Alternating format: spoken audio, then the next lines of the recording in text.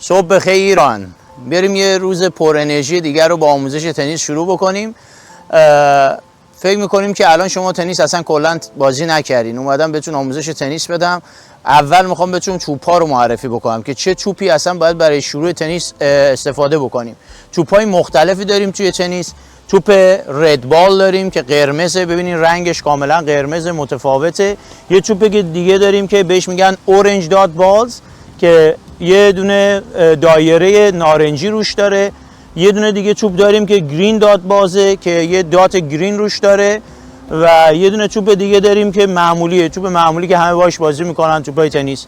خب تو ایران حالا یه مقداری توپا در دسترس نیست، یعنی ممکنه بتونید سخت این توپا رو گیر بیارین، ولی که بهترین توپی که برای شروع من بهتون پیشنهاد میکنم توپ رده، چون هم یکم سایزش بزرگتره هم کنتره، یعنی توپو خیلی آروم و نرم میره.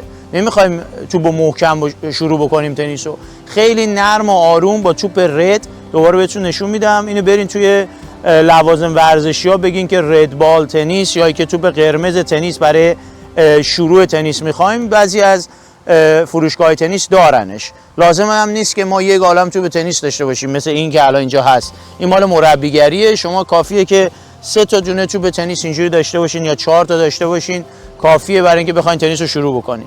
یه راکت لازم داریم، حالا هر راکتی که بود، حالا بعداً توی ویدیوهای بعدی بهتون توضیح میدم که چه نوع راکتی برای خانوما، چه نوع راکتی برای آقایون، چه نوع راکتی برای بچه‌ها، حتی از بچه 3 سال تا 4 سال هم میتونه تنیس رو شروع بکنه. ما دیگه از امروز میخوایم تنیس رو شروع بکنیم، چون خیلی از بچه‌ها تنیس عالی دوست دارن. همه کسایی که منو میشناسن همه ازم میخوان که تنیس رو بهشون یاد بدم. خب قبلا که ما ایران بودیم اونجا حضوری تنیس رو میومدن مردم یاد میگرفتن. الان تصمیم گرفتم که آنلاین بهتون تنیس رو یاد بدم، چون که نیستم که بخوام حضوری بهتون یاد بدم. سعی بکنین که همیشه حضور داشته باشید، پر انرژی و عالی، تا با هم تنیس رو شروع بکنیم.